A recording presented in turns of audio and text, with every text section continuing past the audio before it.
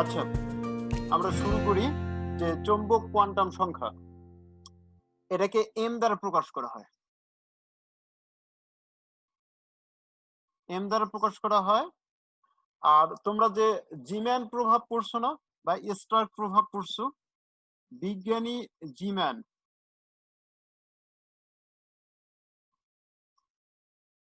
ওই যে তোমাদেরকে বলছিলাম এমনিতে এস উপশক্তি স্তর চৌম্বক ক্ষেত্রের প্রভাবে আর ভাগ হয় না, কিন্তু পি উপশক্তি স্তরে তিনটা অরবিটাল উপশক্তি স্তর থাকে, অরবিটাল থাকে। একটা হচ্ছে কি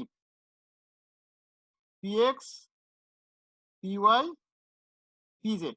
তাহলে সাধারণ অবস্থায় এই তিনটা শক্তি কি থাকে, সমান থাকে।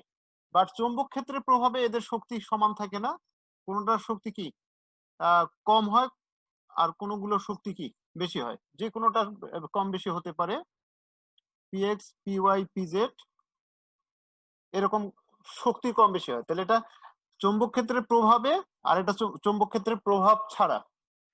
তাহলে এটা চৌম্বক ক্ষেত্রের প্রভাবে।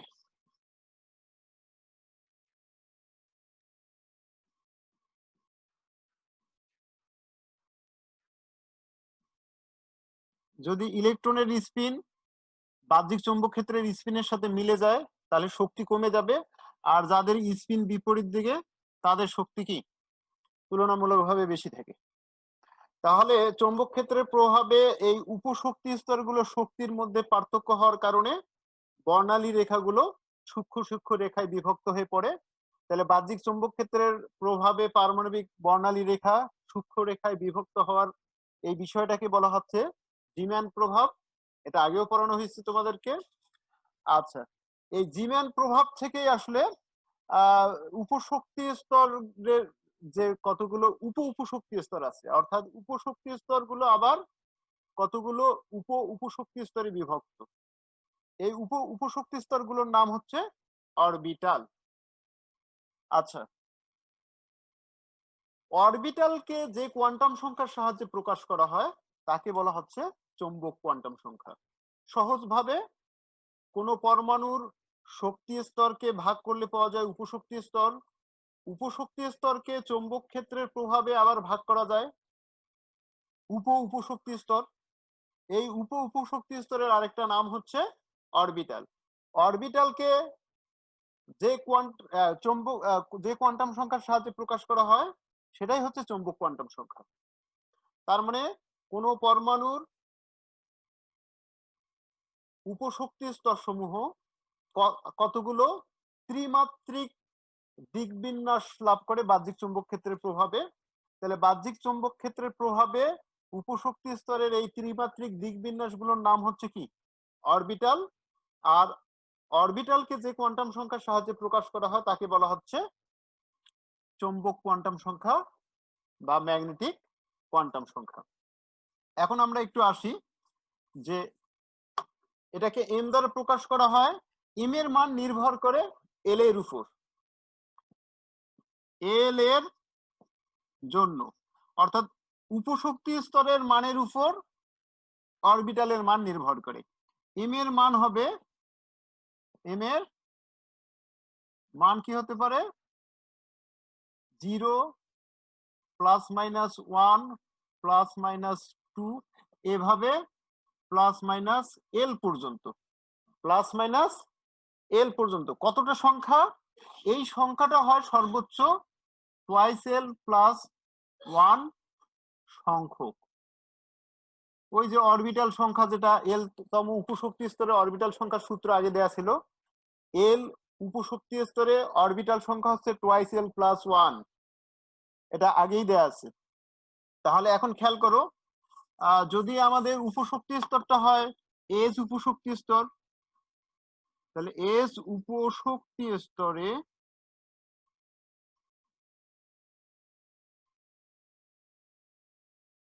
জন্য এল ইকুয়াল কি 0 হলে এম এর মান একটা হয় 0। তাহলে এখানে এল এর মান 0 হলে এটা 0+1, তার মানে একটা মান। এই এম এর মানের কোনো মানে সংখ্যাগত তাৎপর্য নাই যে 0, 1, 2 এগুলার মাত্রাগত কোনো তাৎপর্য নাই। 0 মানে ছোট, 1 মানে বড়, এরকম না। এটা একটা সংখ্যা, এই সংখ্যাটা দ্বারা একটা অরবিটালকে প্রকাশ করে। দুইটা সংখ্যা হলে, m এর দুইটা সংখ্যা হলে দুইটা অরবিটালকে প্রকাশ করে। আমরা যেমন ধরে নিতে পারি যে সাধারণত প্রথমে যে ইন্টারমিডিয়েটে ভর্তি হবে তার ক্রমিক নাম্বার একটা দিলাম 1, তারপর যে দ্বিতীয় ভর্তি হবে তার ক্রমিক নাম্বার 2, এরকম জাস্ট ক্রমিক নাম্বার দ্বারা ছাত্রছাত্রীদেরকে কোন একটা নির্দিষ্ট শ্রেণীতে চিহ্নিত করা। তাহলে m এর মানগুলো দ্বারা আমরা অরবিটাল গুলোকে জাস্ট চিহ্নিত করব। m এর মান দ্বারা জাস্ট অরবিটাল গুলোকে চিহ্নিত করব। তাহলে l এর মান 0 হলে m এর মানও 0 হবে, তার মানে অরবিটাল ওখানে কয়টি? একটি। আচ্ছা, l এর, আচ্ছা যদি p উপশক্তি স্তর হয় তাহলে p উপশক্তি স্তরের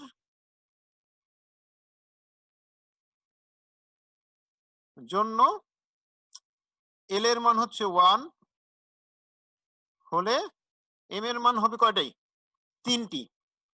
তাহলে এটা প্লাস মাইনাস l পর্যন্ত, l এর মান হচ্ছে 1, তাহলে 0টা হবে, 0 হবে, তারপর কি প্লাস মাইনাস 1, তাহলে এখানে মোট 3টা মান আসলে।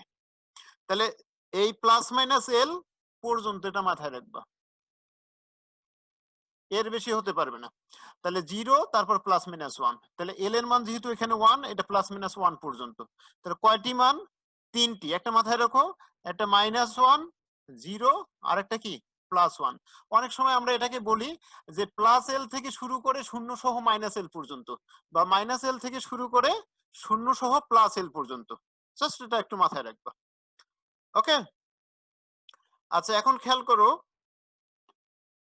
যে m এর মান এখানে হচ্ছে 3টি, তার মানে p উপশক্তি স্তরে m এর মান 3টি, মানে ওখানে 3টি অরবিটাল আছে। তাহলে s উপশক্তি স্তরে অরবিটাল একটি, p উপশক্তি স্তরে অরবিটাল 3টি। তাহলে s উপশক্তি স্তরের অরবিটালটি হচ্ছে s, p উপশক্তি স্তরের অরবিটাল 3টি হচ্ছে কি px, py এন্ড কি pz। ওকে, অনুরূপ ভাবে আমরা লিখতে পারি যে p উপশক্তি স্তর না হয়ে যদি এটা কি d উপশক্তি স্তর বরাবর হয়, d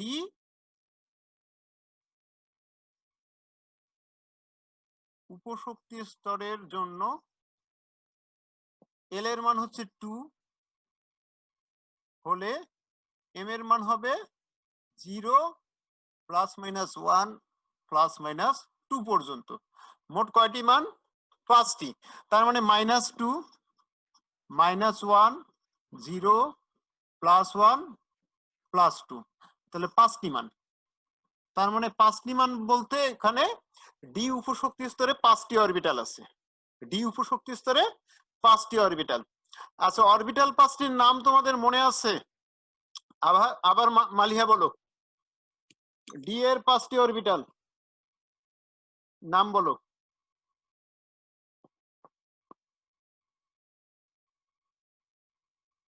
হ্যাঁ মালিহা, শুনতে পাচ্ছ? জি স্যার। আচ্ছা dx স্যার বলবো? হ্যাঁ বলো। dx dx, dy, না এরকম না, একটু ভুল হচ্ছে। জি sir, dxy, dxy, dyz, dyz, dzx, dzx।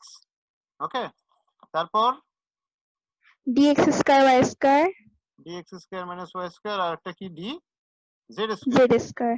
তাহলে এই 5টি অরবিটাল হচ্ছে ডি উপশক্তি স্তরের অরবিটাল। তাহলে এস উপশক্তি স্তরের অরবিটাল একটি, সেটা এসেই, তার মানে এস উপশক্তি, dx square minus y square, হ্যাঁ মাইনাস বলা যাবে বা এটা হাইফেন বলতে পারো, ওটা কোনো সমস্যা না, জাস্ট এটা দ্বারা কি চিহ্নিত করা হয়, মাইনাসই বলবা। ওকে, হ্যাঁ x square minus y square, এগুলো কিন্তু সাবস্ক্রিপশনে থাকবে। মনে করো মূল ইয়াটা হচ্ছে ডি, ডি এর ঠিক নিচে এটা সমান করে দেওয়া যাবে না, x square minus y square. এটা অনেক সময় অনেকে ভুল করে এভাবে লিখে এক্স স্কয়ার ওয়াই স্কয়ার, তার মানে এটা কি প্রায় সমান হয়ে যায়, এরকম না, এটা সাবস্ক্রিপশনে। যেমন পি এক্স এইরকম না, এক্সটা হবে কি সাবস্ক্রিপশনে, এক্সটা হবে ছোট করে পি এর নিচে। অনুরূপ ভাবে x Y Y Z Z x x square minus Y square z square এগুলো সাবস্ক্রিপশনে থাকবে। আচ্ছা, তা এটা তো মনে হয় সবাই বুঝছো, তাই না? ওকে, তাহলে এর 5টি অরবিটাল হচ্ছে D X Y Y Z Z x x square minus Y square D Z square. Okay, আচ্ছা, এফ উপশক্তি স্তর গুলো হচ্ছে এফ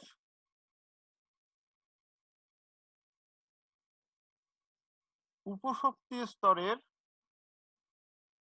জন্য এল এর মান 3 হলে এম হবে কি কি 0 plus minus 1 plus minus 2 plus minus 3। তার মানে মোট কয়টি মান? 60টি।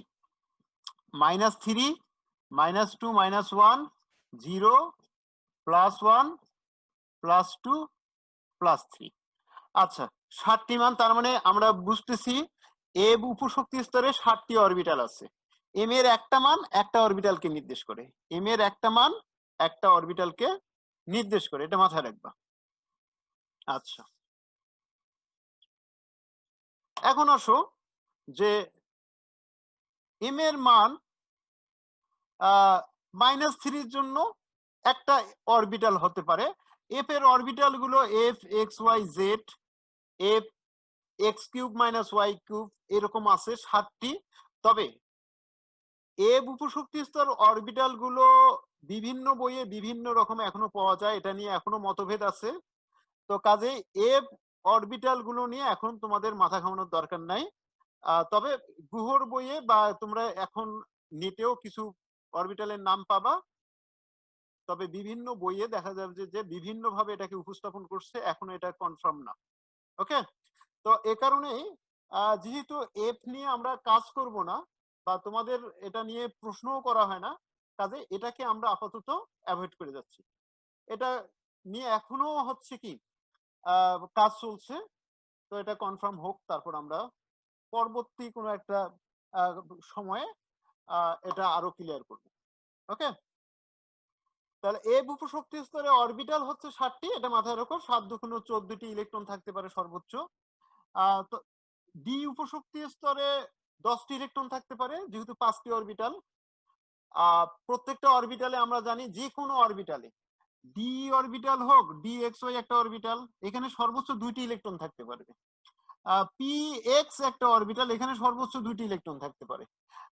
এফ এক্স ওয়াই জেড এটা একটা অরবিটাল, এখানে সর্বোচ্চ 2টি ইলেকট্রন থাকতে পারে।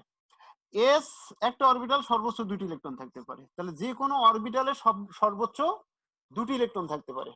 এখন আরেকটা বিষয় খেয়াল করো, এস অরবিটালে এস উপশক্তি স্তরে দুটোই থাকে, তার মানে এস অরবিটাল আর উপশক্তি স্তরে ইলেকট্রন ধারণ ক্ষমতা একই।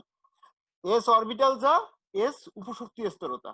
এ কারণে তোমরা হয়তো বা 9-10 অনেক সময় অরবিটাল আর উপশক্তি স্তর একই ভাষা দিয়ে শিখে এসেছো, তবে অরবিটাল আর উপশক্তি স্তরের মধ্যে এখন পার্থক্য আছে।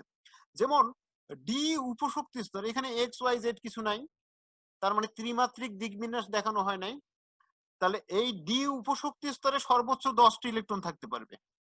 তাহলে এটা উপশক্তি স্তর, শুধু ডি। আর ডি কে যখন এক্স ওয়াই জেড ইত্যাদি দ্বারা চিহ্নিত করা হবে নির্দিষ্ট দিক বরাবর, অক্ষ বরাবর, তখন এটা অরবিটাল হবে, তখন সর্বোচ্চ 2টি ইলেকট্রন। অনুরূপ ভাবে পি হচ্ছে উপশক্তি স্তর, এখানে সর্বোচ্চ 6টি ইলেকট্রন থাকতে পারবে। কিন্তু p x p y p z এরকম হলে তখন এটা অরবিটাল, সর্বোচ্চ 2টি ইলেকট্রনের বেশি থাকবে না। অনুরূপ ভাবে x f x y z একটা অরবিটাল, এটাতে সর্বোচ্চ 2টি ইলেকট্রন থাকবে, কিন্তু এফ উপশক্তি স্তরে সর্বোচ্চ 14টি ইলেকট্রন থাকবে। একটা বিষয় আরেকটু আমি জাস্ট ক্লিয়ার করি,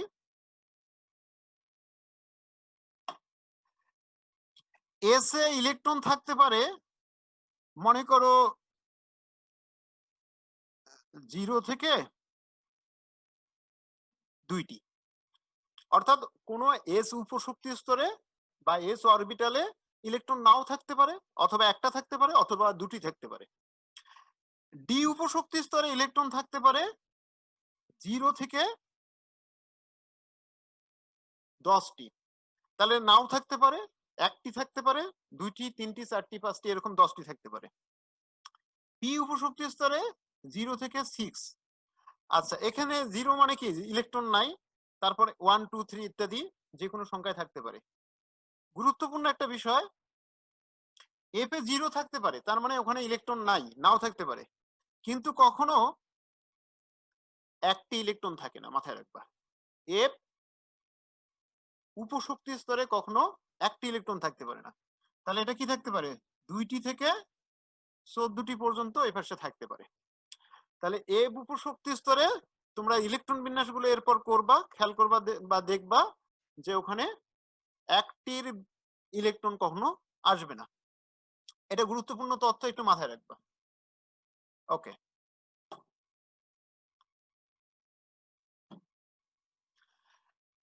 এখন আমরা আসি,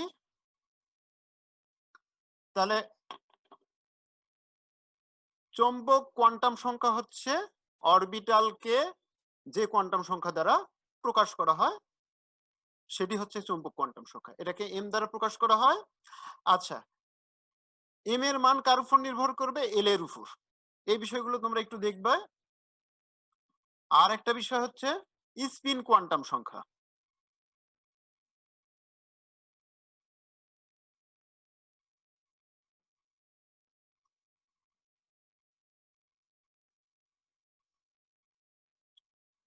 আচ্ছা, স্পিন কোয়ান্টাম সংখ্যা হচ্ছে, আমরা এর আগে এটা নিয়ে প্রাথমিক অবস্থায় একটু ধারণা দিছিলাম যে নিউক্লিয়াসের চারপাশে ইলেকট্রন গুলো বৃত্তাকার কক্ষপথে বা উপবৃত্তাকার কক্ষপথে আবর্তন করে। তাহলে এটা হচ্ছে ইলেকট্রনের কক্ষপথ আর এটা হচ্ছে নিউক্লিয়াস। ধরলাম এটা একটা ইলেকট্রন, বড় করে দেখাচ্ছি, আর এখানে আরেকটা ইলেকট্রন। দুটো ইলেকট্রন একটা অরবিটালে থাকতে পারে বা একটা এস উপশক্তি স্তরে থাকতে পারে। এখন এই ইলেকট্রনটা যে অরবিটালেই থাকুক না কেন, অরবিটালে তাদের স্পিনটা যদি দুইটা থাকে, তাহলে একটার স্পিন যদি কি ঘড়ির কাঁটার দিকে হয়, অক্ষীয় স্পিনটা, তাহলে আরেকটা ইলেকট্রনের হবে ঘড়ির কাঁটার বিপরীত দিকে। তার মানে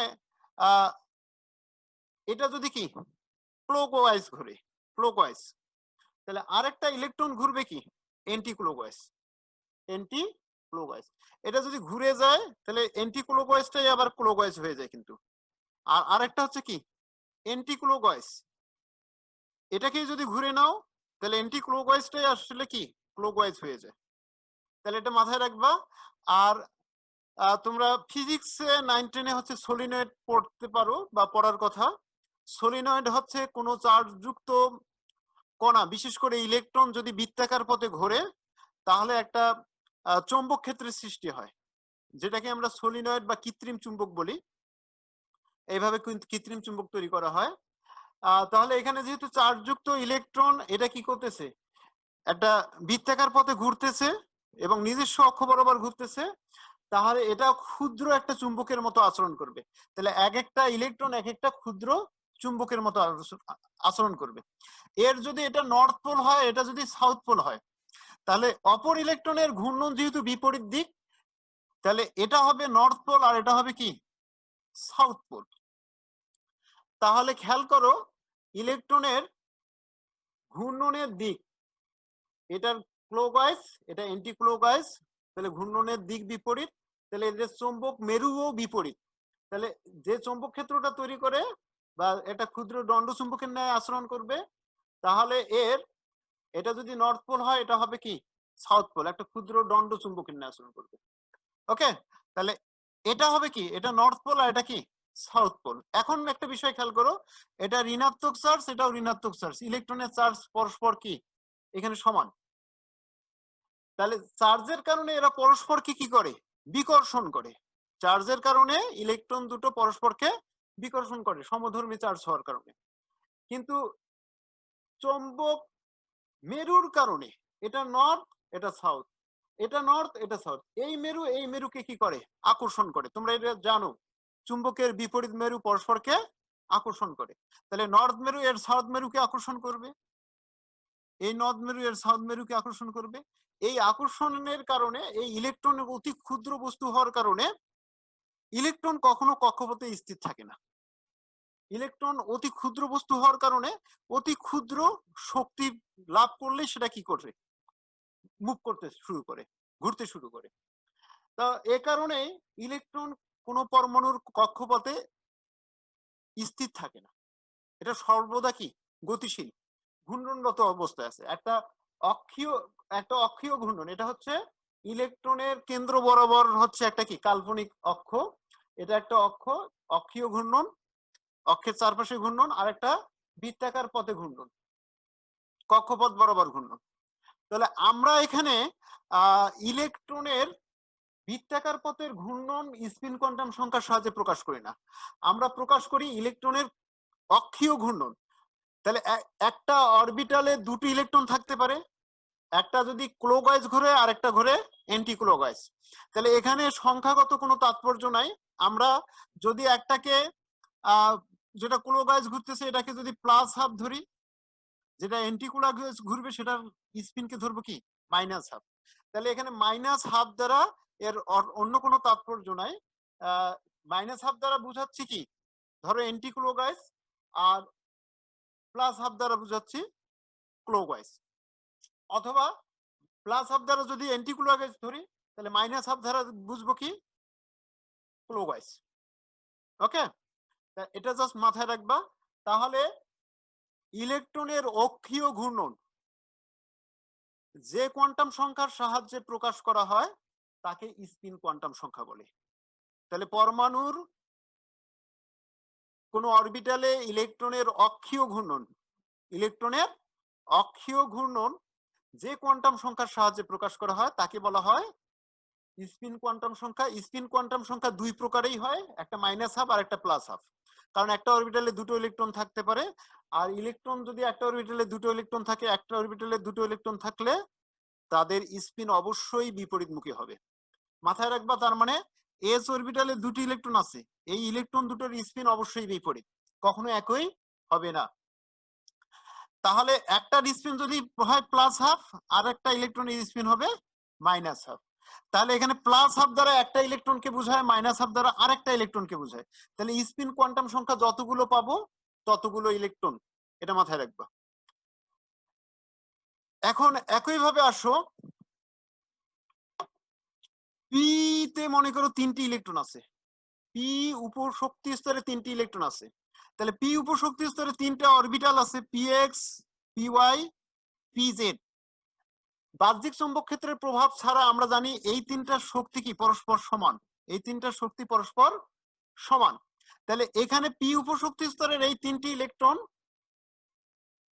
একটাতে দুটি আর একটাতে একটি এরকম থাকবে না, এটা থাকবে একটা একটা করে, এটাতে থাকবে একটি, এটাতে থাকবে একটি, এটাতে থাকবে একটি, এবং এদের প্রত্যেকটার স্পিন হবে একইমুখী। কারণ বিপরীতমুখী যদি কোনো একটা হয় তাহলে তাদের ক্ষেত্রে দেখা যাবে যে তাদের শক্তি কম বেশি হয়ে যাবে। তাহলে সাধারণত যদি কোনো অরবিটালে এরকম অর্ধপূর্ণ থাকে, আমরা জানি ওই অর্ধপূর্ণ উপশক্তি স্তরটা স্থিতিশীল। 9 একটু পড়ছো কেন স্থিতিশীল, কারণ এদের ওই অরবিটাল গুলোর শক্তি সবার সমান এবং ইলেকট্রন গুলোর স্পিনও সমান। স্পিন সমান হওয়ার কারণে এই ইলেকট্রন গুলো, এখন এখানে দেখো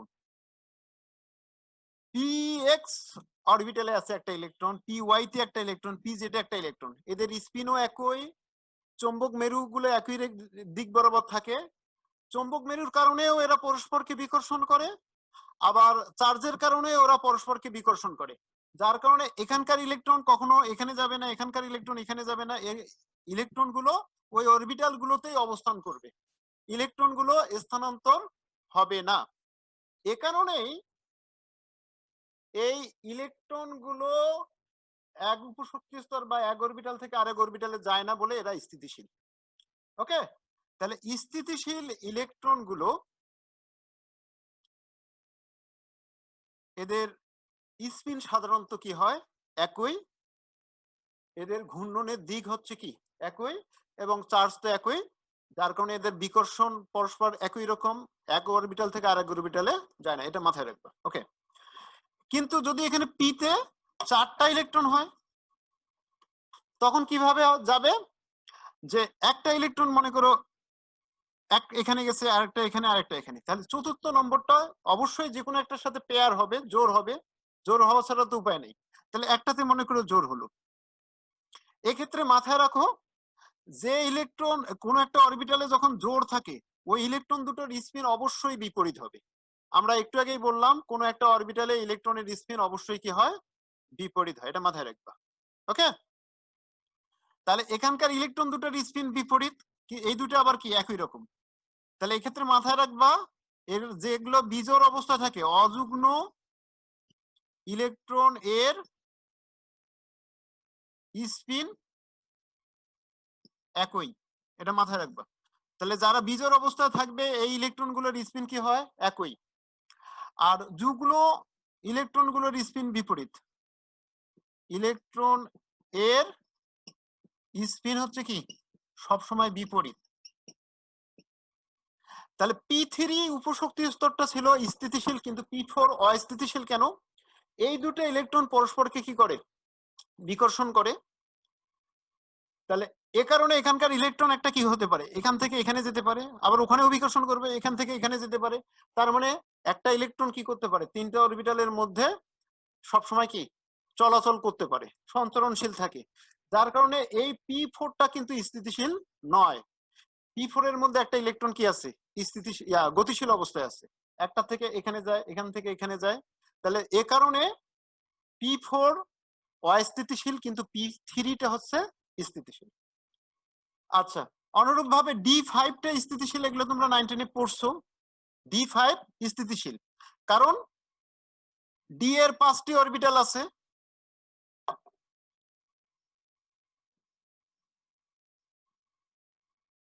একটা DXY, DYZ, DZX, DX square minus Y square, আর একটা DZ স্কয়ার। ওকে, এখন 5টি ইলেকট্রন 5টা অরবিটালে থাকবে, তাদের যেহেতু সবগুলোই কি বিজোড় অবস্থায় থাকে, সবগুলোর শক্তি সমান এবং সবগুলোর স্পিন একই, এটা স্থিতিশীল। এখান থেকে ইলেকট্রন এখানে যাবে না, এখান থেকে ইলেকট্রন এখানে যাবে না, ইলেকট্রন গুলোর কি স্থানান্তর হবে না অরবিটাল থেকে অরবিটালে, এ কারণে এটা কি স্থিতিশীল। ওকে, এখন আমরা আর একটা বিষয় আসি। একটু আগে বললাম যে কোনো একটা অরবিটালে যখন জোড় থাকবে তখন ওই দুটার ইলেকট্রনের স্পিন কি হবে, পরস্পর বিপরীত, এটা মাথায় রাখবা। আমাদের এই ছিল মোটামুটি কি 4টি কোয়ান্টাম সংখ্যা। এখন একটু রুকাইয়া বলো দেখি 4টি কোয়ান্টাম সংখ্যার নাম কি কি।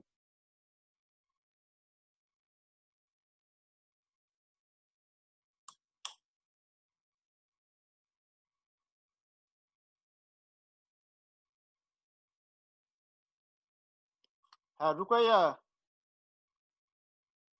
হ্যালো। জি স্যার। বলছি যে 4টি কোয়ান্টাম সংখ্যার নাম কি কি, একটু নামগুলো বলো। স্যার, প্রধান কোয়ান্টাম সংখ্যা, সহকারী কোয়ান্টাম সংখ্যা, চৌম্বকীয় কোয়ান্টাম সংখ্যা, স্পিন কোয়ান্টাম সংখ্যা। গুড। আচ্ছা, এফ নামে কে অ্যাড হইছে? স্যার উপমা মনে হয়। উপমা। আচ্ছা, তুমি একটু বলো দেখি এখানে